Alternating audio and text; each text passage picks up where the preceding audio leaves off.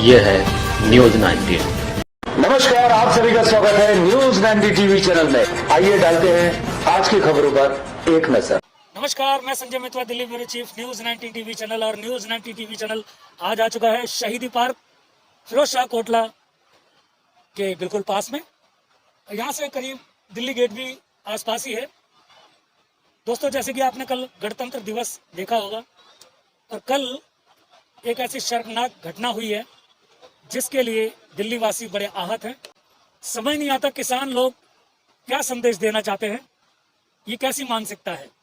और सिर्फ इतना ही नहीं, लाल किले जो कि एक ऐतिहासिक धरोहर है, उसकी मर्यादा को उन्होंने भंग किया है। ये भीड़ के रूप में जबरदस्ती घुसना, लाल किले की प्राचीर पे चढ़ना और अपना झंडा फहराना। और सिर्फ इतना ही नहीं, दिल्ली पुलिस कर्मियों के साथ हाथापाई करना।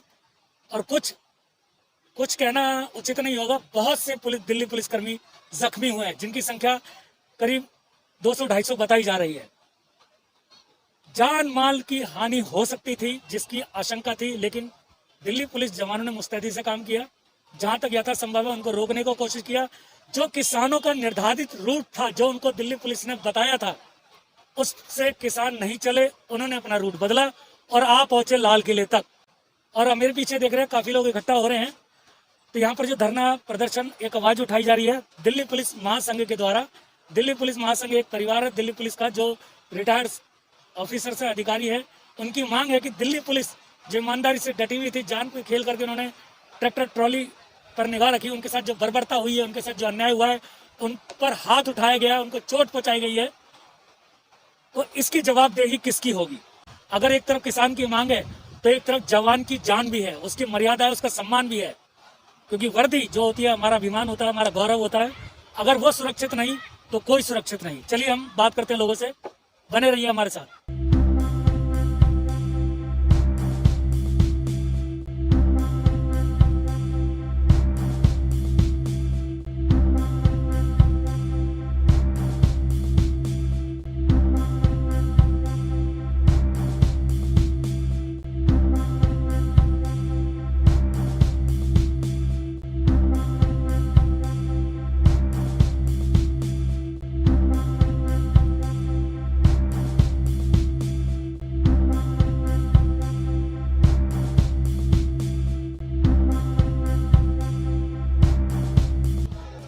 सर, आपसे बात कर सकते हैं? जी सर, सबसे पहले आपका परिचय, फिर हम बात करते हैं आपसे। मैं रिटायर्ड एसीपी हूँ फ्रॉम 69 बैच।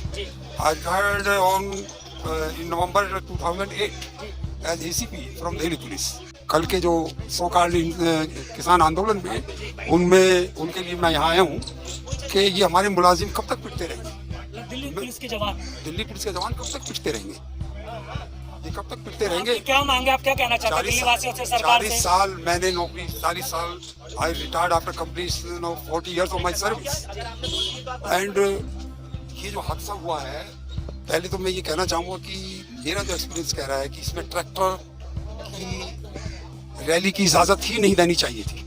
ये सबसे बड़ा गलत स्टेप था। जब ये पता था कि ये वायलेंट होगा, हिंसक होगा, ये फिर क्यों इजाज़त दी गई थी? अब आप क्या मतलब कहना क्या चाहते हैं? मतलब सरकार से आपकी मांग क्या है? सरकार से हमारी कोई मांग नहीं है। हम अपने ये है कि भाई दिल्ली पुलिस के लिए एसओपी, इस तरह का एसओपी बनाना चाहिए कि जो अरेंजमेंट्स हैं ये प्रॉपर वे में हो और इनके ऊपर सीनियर अधिकारी मौके पर हो जो कि एक सही ऑर्डर दे सके। अच्छा साहब, दिल्ली वासी जो समझ पा रहे हैं, दिल्ली वासियों को आप क्या कहना चाहेंगे? ऐसे आप अधिकारी रह चुके हैं। मैं यही कहना चाहूंगा कि शांति बनाए रखें। दिल्ली पुलिस और कानून अपना काम कर रहा है। वेरियस पुलिस स्टेशन, कई बार मैसेज आ चुका, दिल्ली वासियों, दिल्ली पुलिस को एक विलेन के रूप में समझाया जाता है, सोशल मीडिया के माध्यम से, अन्य प्रकार की न्यूज के माध्यम से। देखिए, दिल्ली पुलिस सामाजिक सेवा का एक सबसे बड़ा उच्चतम माध्यम है, प्रायोरिटी पर है।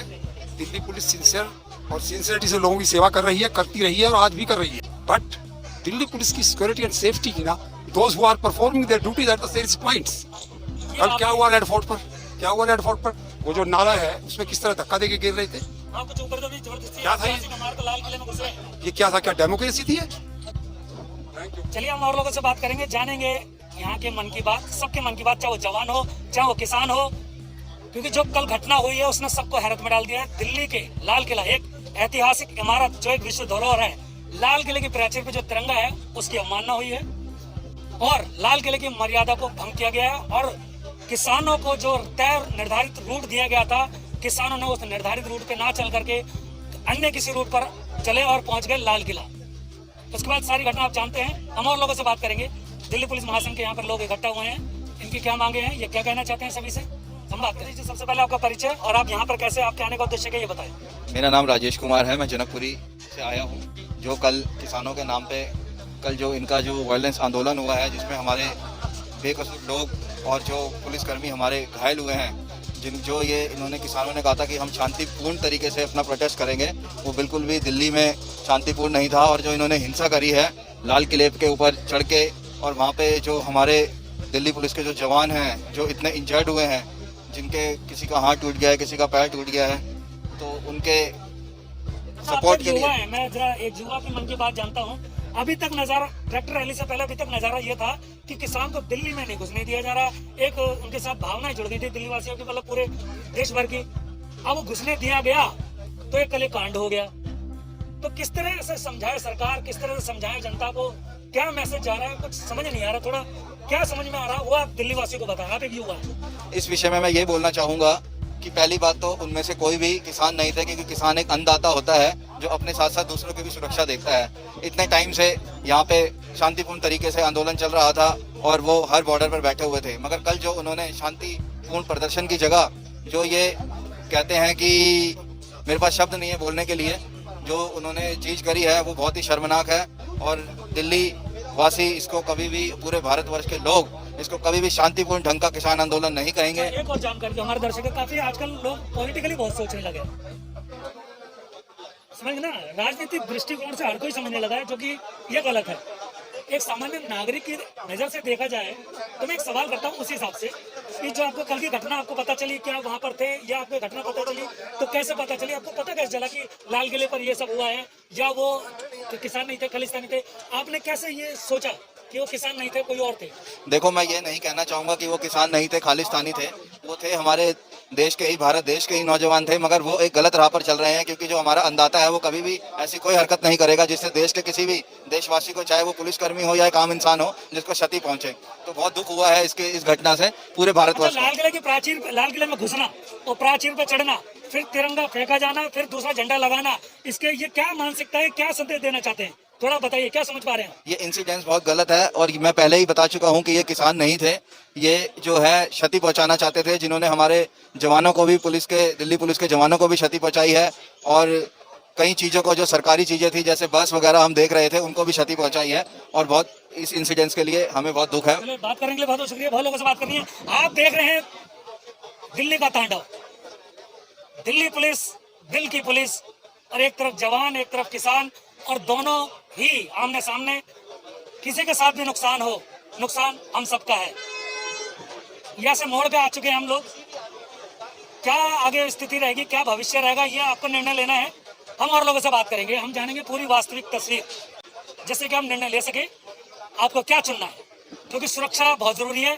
चाहे नागरिक हो, चाहे वो किसान हो, चाहे वो दिल्ली पुलिस का जवान हो, परिवार सबके हैं और सबकी सुरक्षा हम सबकी जिम्मेदारी है। हम उन लोगों से बात करेंगे। साथियों, 14 जनवरी 2021 को थाना अलीपुर में हम लोगों ने कंप्लेंट दर्ज कराई थी, क्योंकि पिछले 2 महीने से ऊपर धरना प्रदर्शन दिल्ली के तमाम बॉर्डर्स को घेर कर रखा गया है, सो कॉल्ड किसान।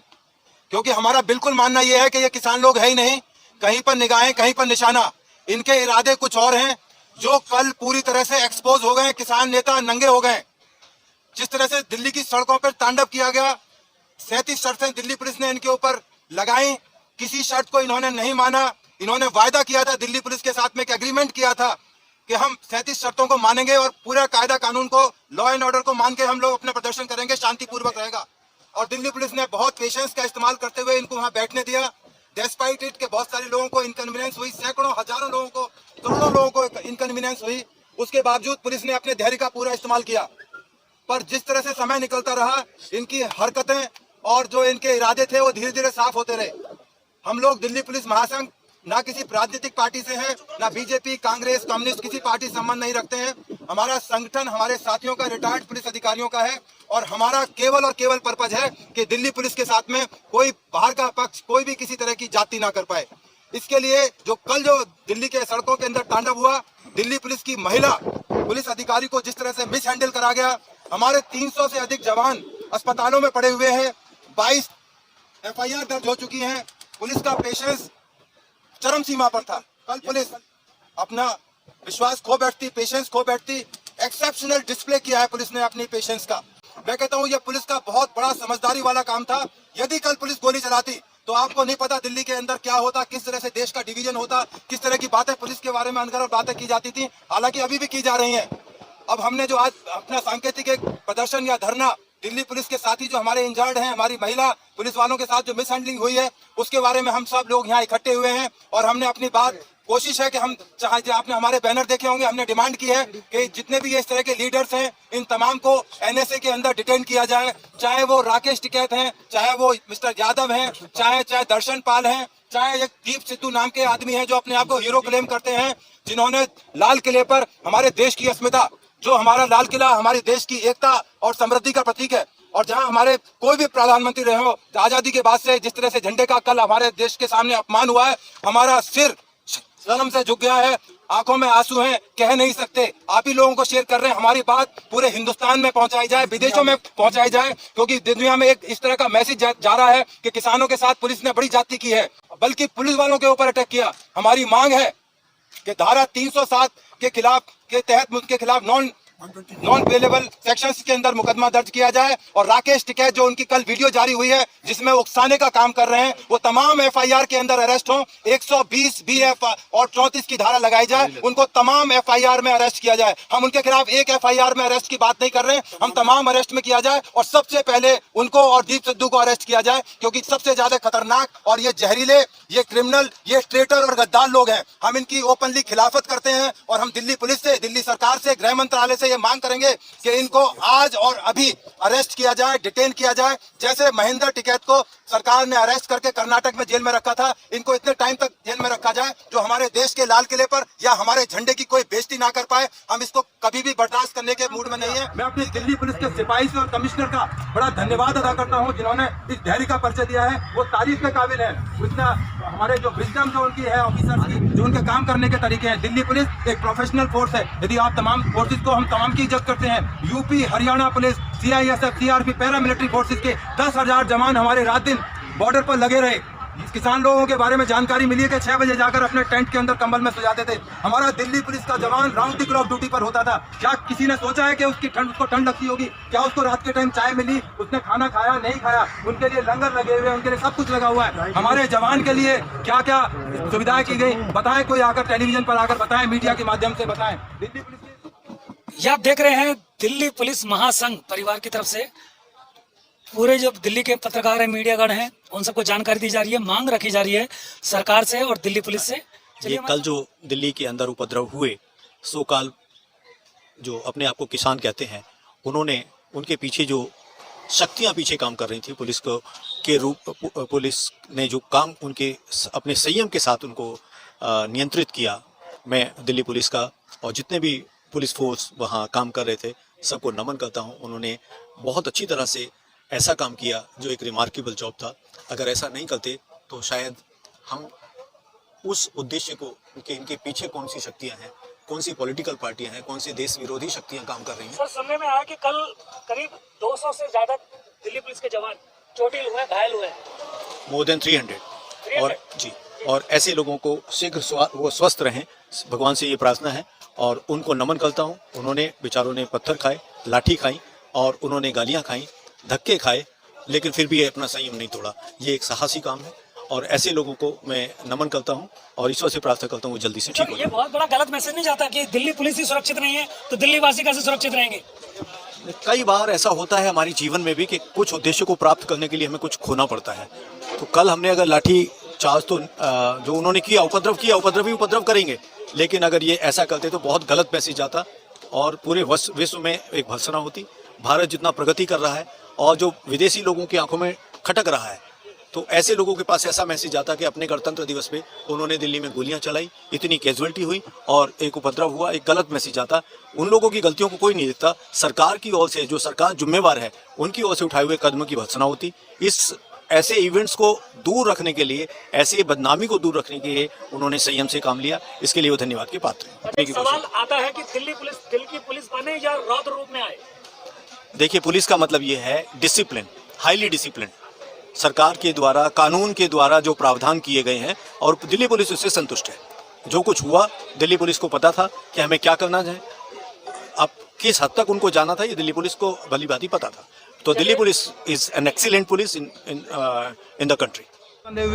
We are not in discipline force, इसलिए ये एक परीक्षा थी पुलिस की और इस परीक्षा में पुलिस पास हुई है। हालांकि हमारे 300 आदमी इंजर्ड हैं, हम उनके साथ हैं, हमारी दिल्ली पुलिस, हमारी सरकार उनके साथ है, परंतु ये लोग फेल हो चुके हैं। अब इनको थूक कर चाटना पड़ेगा। What more you need. चलिए, यहाँ पर कुछ स्थानीय निवासी भी हैं, आई थिंक इनसे बात करते हैं। जी, तो जो कल घटना हुई है लाल किले पर और सुनने में आया काफी दिल्ली पुलिस के जवान चोटिल हुए हैं, तो आप क्या कहना चाहेंगे? आपको क्या लग रहा है? बिल्कुल गलत बात है, क्योंकि है ना, सबसे पहली बात तो उन्होंने देश का झंडा हटाकर अपना एक पर्सनल झंडा लगाया है, तो वो किसी आप कानून के बिल्कुल विरुद्ध है, क्योंकि संविधान में हमारा एक ही तिरंगा है। तो आप अपना कौन सा पर्सनल, कोई झंडा किसी का नहीं होता, तो ये संविधान के नियम के अनुसार बिल्कुल गलत किया है। और जब दिल्ली पुलिस सेफ नहीं है, उनके लोग उनका विरोध कर रहे हैं, तो बाकी पब्लिक तो कैसे सेफ हो सकती है? आम जनता पर भी आकर हमला कर रहे थे, तो वो भी बहुत गलत चीज था कि लोग 26 जनवरी के दिन 1 बजे के बाद भी अपनी नॉर्मल सड़कों पे नहीं घूम सकते, डर डर के जा रहे थे। किसी को भी अपने काम से जाना है तो उन लोगों से ही डर रहे थे।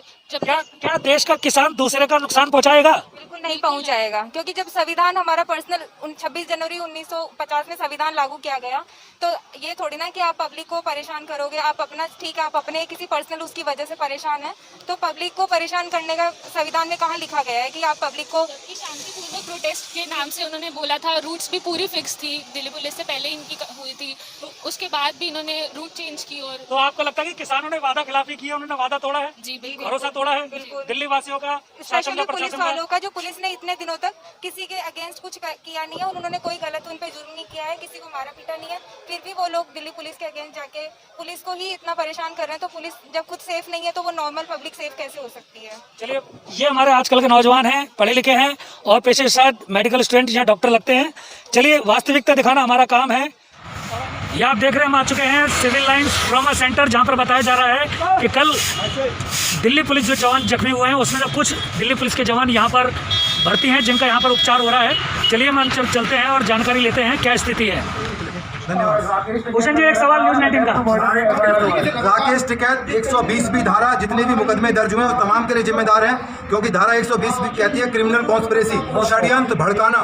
तो जितनी भी धाराएं हैं उनकी तरफ अट्रैक्ट होती हैं। उनको बचाने वाला अब कोई नहीं है। उनको यहाँ से उठ के चोरों की तरह भागना पड़ेगा या तिहाड़ जेल में लंबे टाइम तक उनको इंतजार करना पड़ेगा। जी, दिल्ली पुलिस, दिल की पुलिस जो घायल हुई है, तो जनता को मैसेज गलत गया है। दिल्ली की जनता करहा रही है पुलिस के लिए, क्योंकि पुलिस उनकी दोस्त भी है, पुलिस उनके बीच में रहती भी है, काम करती भी है उनके साथ में। जो दिल की पुलिस है, वाकई में दिल की पुलिस है। आप देखिए कितने पेशेंस और धैर्य का पुलिस ने इस्तेमाल किया। यदि ना किया जाता तो ये जलियांवाला बाग से भी बड़ी ट्रेजेडी होती। आप देख रहे हैं दिल्ली पुलिस, दिल की पुलिस, आप ठीक में हमारे पीछे देख रहे हैं, मुस्तैदी से तैनात है। दिल्ली पुलिस 24 घंटे 24/7 तैनात रहती है आपकी सुरक्षा के लिए, आपकी रक्षा के लिए। लेकिन कल जो घटना हुई है, करीब 250-300 दिल्ली पुलिस कर्मी घायल हुए हैं, जिसमें महिला पुरुष दोनों ही हैं। बहुत बड़ा गलत मैसेज गया है देशवासियों को। जब दिल्ली पुलिस सुरक्षित नहीं है, तो देशवासी, स्थानीय नागरिक सुरक्षित कैसे होंगे? ये आपको समझना होगा, हम सबको समझना होगा। ये है न्यूज़ 19।